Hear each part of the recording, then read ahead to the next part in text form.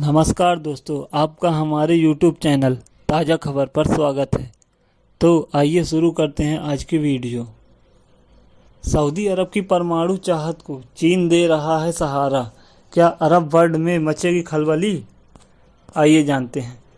कहा जा रहा है कि न्यूक्लियर पावर प्लांट के लिए अमेरिकी शर्तों का अड़चनों से तंग आकर सऊदी अरबों ने फैसला लिया है कि company China national nuclear corporation ने सऊदी अरब के लिए कतर संयुक्त अरब अमीरात की सीमा से नज़दीक न्यूक्लियर पावर प्लांट प्रस्ताव बनाने को दिया है। सऊदी अरब के अधिकारियों को उम्मीद है कि चीन की इस दावेदारी से अमेरिका की शर्तें कुछ ढीली होंगी। इनमें सऊदी अरब के यूरेनियम खनन और संवर्धन कार्यक्रम पर रोक जैसी शर्तें शामिल हैं। हालांकि अमेरिका ने ढील का ऐसा कोई संकेत नहीं दिया है। अगर आपके अमेरिका ऐसा करता है तो सऊदी अरब के उभरते न्यूक्लियर एनर्जी सेक्टर की रफ्तार मिल सकती है।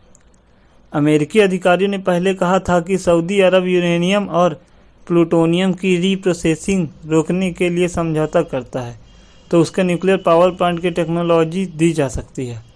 वॉल स्ट्रीट जर्नल की खबर के मुताबिक सऊदी अधिकारियों ने मानना है कि न्यूक्लियर पावर प्लांट लगाने के लिए चीन की मदद लेने से बाइडेन प्रशासन परमाणु अप्रसार की शर्तों में उसे कुछ छूट दे सकता है, क्योंकि अमेरिका नहीं चाहेगा कि अरब जगत में चीन का असर और बढ़े। अखबार के मुताबिक सऊदी अधिकारियों ने यह भी कहा है कि अगर अमेरिकी शर्तों में छूट देने से जुड़ी बातचीत नाकाम रहती है तो क्राउन प्रिंस मोहम्मद बिन सलमान चीनी कंपनियों को अपने देश में न्यूक्लियर पावर प्लांट बनाने की अनुमति दे सकते हैं। ये ठीक है कि ईरान और सऊदी अरब के बीच चीन ने हाल ही में समझौता कराया है, लेकिन ईरान के साथ सऊदी अरब की पुरानी प्रतिद्वंद्विता रही है। क्राउन प्रिंस सलमान कहते हैं, अगर ईरान परमाणु हथियार बनाता है तो सऊदी अरब भी बनाएगा। अगर सऊदी अरब सिविल न्यूक्लियर प्रोग्राम को आगे बढ़ाता है तो इसके परमाणु हथियार विकसित करने में मदद ले सकते हैं।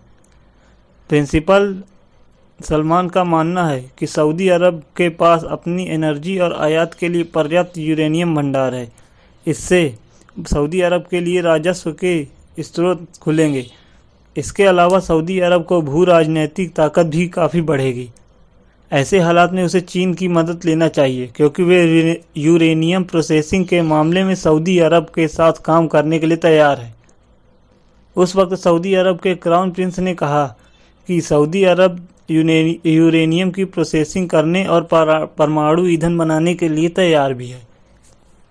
उस दौरान सऊदी अरब के ऊर्जा मंत्री ने कहा कि देश में न्यूक्लियर रिएक्टर बनाने के लिए ठेके जारी करने के लिए प्रक्रिया चल रही है। कुछ टेक्नोलॉजी वेंडरों को बुलाया जा रहा है और कुछ जल्द ही उनकी ओर से प्रस्ताव मिलेंगे। Indian council of world affair के फेलो मध्य पूर्व मामलों में जानकारी फज्जुर रहमान सिद्दीकी ने सऊदी अरब के न्यूक्लियर पावर प्लांट योजना के बारे में बातचीत करते हुए कहा कि सऊदी अरब अपनी भू राजनीतिक ज़रूरतों के अलावा अपनी आर्थिक ज़रूरत के लिए भी न्यूक्लियर पावर प्लांट के विकल्पों को आजमाना चाहता है। सऊदी अरब तेल आधारित अपनी अर्थव्यवस्था पर तेज़ी से डाइवर्सिफाई करने की कोशिश कर रहा है, लिहाजा वो वैकल्पिक ऊर्जा पर काम कर रहा। सऊदी अरब अब ग्रीन एनर्जी, ग्रीन बिल्डिंग और ग्रीन एनर्जी पर काम कर रहा है। अमेरिका फ़िलहाल सऊदी अरब का सबसे बड़ा सुरक्षा साझेदार है, लेकिन सऊदी अरब अब चीन से अपने संबंधों को मजबूत करने में लगा है। विश्लेषक का कहना है कि सऊदी अरब अब अपनी स्वतंत्र विदेश नीति को शक्ल दे रहा। चीन के साथ दोस्ती और सहयोग बढ़ाने इसी रणनीति का हिस्सा है। हाल ही में सऊदी अरब और ईरान के बीच समझौता कर चीन ने अरब दुनिया में अपने बढ़ते असर को सबूत दे दिया। इजराइल और ऊर्जा मंत्री ने सऊदी अरब को सिविल न्यूक्लियर प्रोग्राम का विरोध किया। इजराइल परमाणु अप्रसार संधि के दायरे के बाहर है। उसके पास कोई परमाणु ऊर्जा नहीं है और माना जाता है कि उसके पास परमाणु हथियार हैं।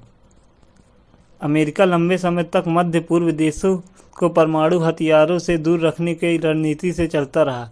कहा जाता है कि पूरे देश में मध्य पूर्व सिर्फ इजराइल ही एक परमाणु ताकत है। हालांकि इजराइल इसे आधिकारिक रूप से स्वीकार नहीं करता है।